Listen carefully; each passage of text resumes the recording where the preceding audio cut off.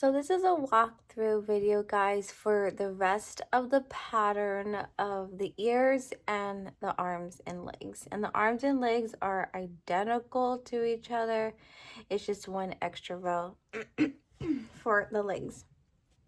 So part one is knitting with you the body, and then of course I said stuff it really good and close it and close it. So this is mostly a written pattern, but I wanted to go ahead and just do that workshop post tutorial for our group working with finger knitting super bulky size 6 teddy bear fur yarn, and I just used this pattern. But I wanted to go and do a walkthrough for the ears. So right after you enclose it, stuff it really good. You want a nice good stuff where like I think I really overstuffed the body right there. A nice little hump.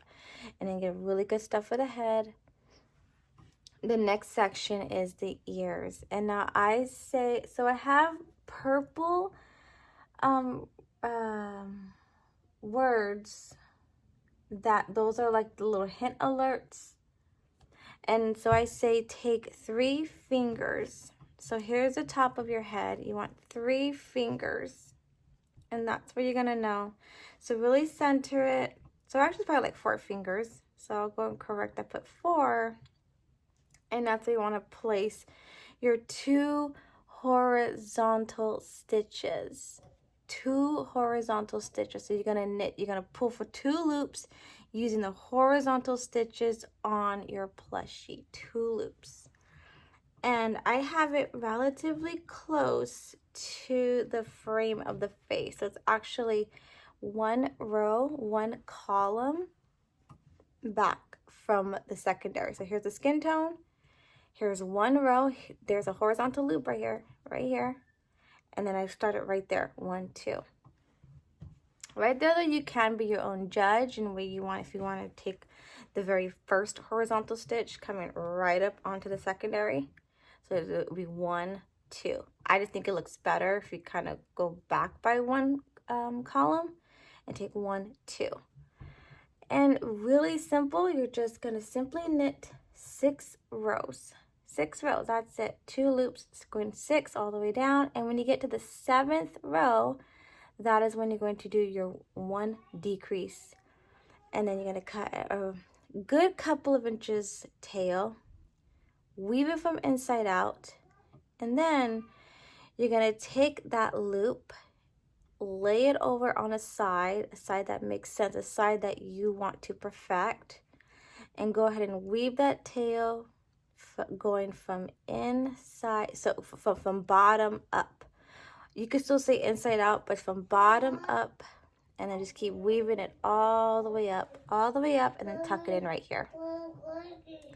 Tuck it in right here, guys. It's going to be about 3 fingers. So you can see how snugged it is, but I'm saying 4 fingers because when you pull your 2 horizontal, so it's going to be 2 loops, 2 loops, 2 loops, 2 loops. It's going to be 8 loops in total in a square formation, a nice tight square formation. And so you want to start with 4 loops. And that's going to be pulling for your first 2 loops right here. Or to make it simple, just do 3 fingers and start it right here then. And right where my index finger is coming down, that's where you're going to pull for 2 loops.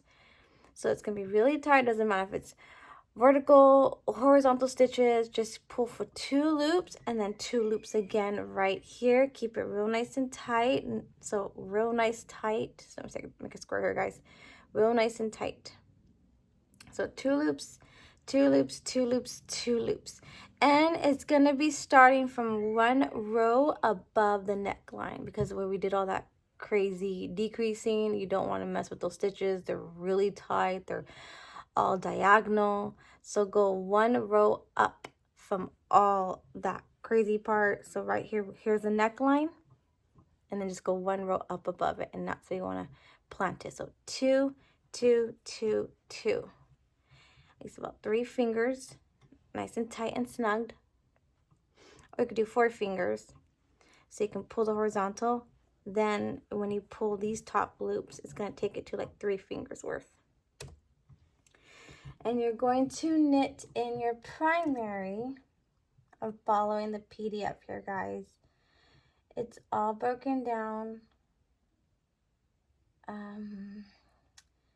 You're going to knit for 4 rows. You're going to knit for 3 rows in your primary. 3 rows in your primary. And then the 4th row and 5th row, you're going to switch to your secondary. So 3 rows in primary, 4 and 5 in skin tone secondary. Stuff it and then close it. And I have in the PDF, don't overstuff it. Don't overstuff this. You don't really need to overstuff it, especially if you're using fluffy chenille or even brunette frosted. It is such a bulky, thick yarn in itself. Look, this is no stuffing right here. And look how very thick and chunky it is. So practically majority of the arm is in this very thick fluffy yarn. You don't need to overstuff it when you're using these thick chunky yarns. Loops and threads, fluffy chenille, or brunette frosted, or even if you use like Bacosi's jumbo yarn, you can just be your own judge and tell yourself like, this is a really big bulky arm right here, don't need to add so much polyfill. And then the legs are the same thing. The only difference is you're gonna add an extra row of primary knitting. That's it. So it's all in the PDF. I'll go ahead and go over it though. So I said 3 rows in primary, 1, 2 secondary, that's 5 in total. 4 rows in primary, 5, 6 in secondary. I just want to go over with the alignment. You want perfect alignment as best as you can. So right here, the top of your arm, the column that you took the 2 stitches in, you're going to flow with your finger all the way down. And that's, I'm going to be planting my 2 top stitches. Make sure it's nicely aligned on the same column. Same column, just keep checking it. Pull for 2 loops right here.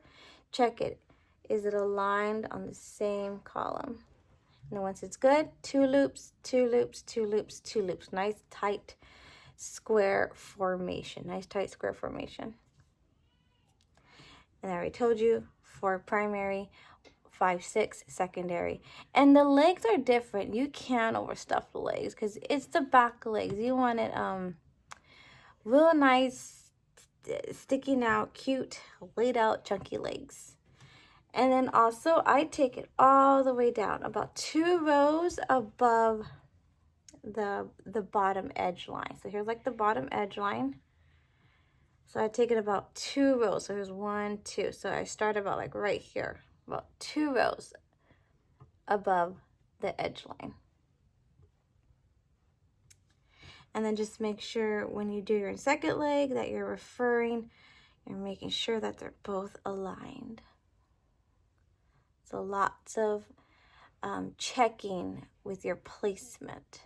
And that's with any plushie too, when it comes to the arms and legs. And that's it, guys. That's the whole pattern. No tail. I know lambs do have tails, but they're so small that you don't have to, no tail with this pattern unless you want to add a tail for yourself. But this is how it looks on the bottom. Look how cute it is. And there you go. And if you're using teddy bear fur yarn, you're going to have a different look to it, a really pretty, like, crocheted look to it. Then you can add your own embellishment. This is just regular pink ribbon I got on Amazon. Pink pearls. I will add this into the PDF, the material section, the direct link of exactly the same ones where I got from Amazon. And that's it, guys. So this was a short walkthrough of the rest of the pattern. Again, this is absolutely free to our group, but still very much my pattern, my tutorial. So I do have it as is. Please do not copyright it in any way. No permission with that. But selling your finished products, of course, all my tutorials, any finished product you make from my tutorials, absolutely sell them. But this is a sweet little lamb. I wanted to make it free because of our Lord Jesus Christ. He is a sacrificial lamb and I could never charge. Oh, look how cute that is. So that's it. Thank you so much, guys. I hope it's easy to follow.